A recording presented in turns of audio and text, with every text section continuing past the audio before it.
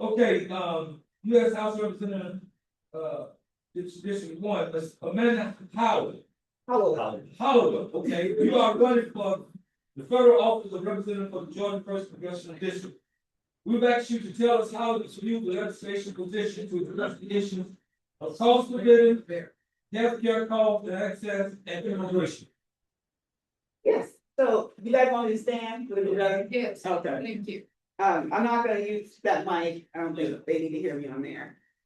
So I'm Amanda Hollowell, I'm running for the first congressional district, I'm a Democratic nominee. And, we got these questions beforehand, and I was really thinking about, more than anything, what it looks like to build community with Camden County. Because I know from when we talk about smart investments and smart growth, we know that there's been some challenges in the past year. And as a representative of Congress, I would want to make sure I get community input first before I put any business endeavors in front of the county that could be detrimental. And that's first and foremost. But also we need to think about what does coastal resiliency and economy around coastal resiliency look like. And that looks like, jobs that actually provide living wages.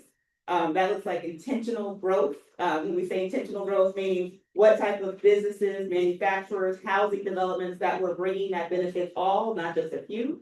Also thinking about infrastructure investment. We know flooding is an issue. We know we all have challenges with the environment here, and climate, not just as an impact, but as jobs is also important. And so how do we bring those type of businesses to this area? And also, I was researching the county, and I was thinking about, your past representative. I want to actually be present, and actually hear you all and make sure that your voices are being heard in Washington, D.C. And then we talk about healthcare access, because I know you all have a large retirement and veterans community, and we know that we're seeing proposals of rolling back veteran services. We already know that there's Medicaid cuts coming down in 2027. And so for this type of community that is stretched in around affordable and accessible healthcare, we think about transportation. So telehealth, investing in telehealth would be important. Investing in specialty care services coming down to make sure those folks who can't get all the way to Jacksonville, who can't get all the way to Savannah, have access to those specialty care doctors and facilities, and making sure we're creating an environment where you guys don't feel stranded, right, or isolated, but we're actually including you in these processes as we make these plans. And for immigration, I know that, you have a neighbor county here that has probably one of the largest detention centers in the country. And our brother and sister immigrants deserve respect, they deserve dignity, and they deserve due process. They also deserve a pathway to citizenship. And currently, we are not investing in those types of solutions. We are investing in solutions that provide, cruelty, and they also provide death. Because in the first congressional district, we do have one of our first casualties in Linda Davis in Savannah, Georgia, who was killed during a pursuit of an ICE agent of another we'll just say an immigrant person that they're accusing. And we cannot, that's not how you practice safety, right? And that is not how you make us safe. Using lethal tactics, using cruelty to actually punish folks who, more than anything, are taxpayers and actually contribute to our workforce.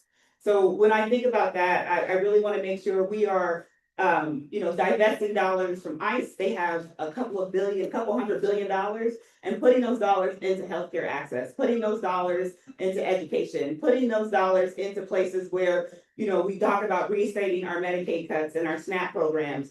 We need to take and do not just smart investment on the local level, but we need smart investment and intentional growth at the federal level to make sure those dollars trickle down back to Camden, and folks aren't being, set aside or not thought about. And so those were the issues that you guys sent me, and that's what, my platform. But more than anything, I'm solutions first, and thank you for the 5 in the morning. I'm solutions first and a people's first candidate. I want to make sure I hear all of you. And try to take back, your suggestions for what we have going on in Congress.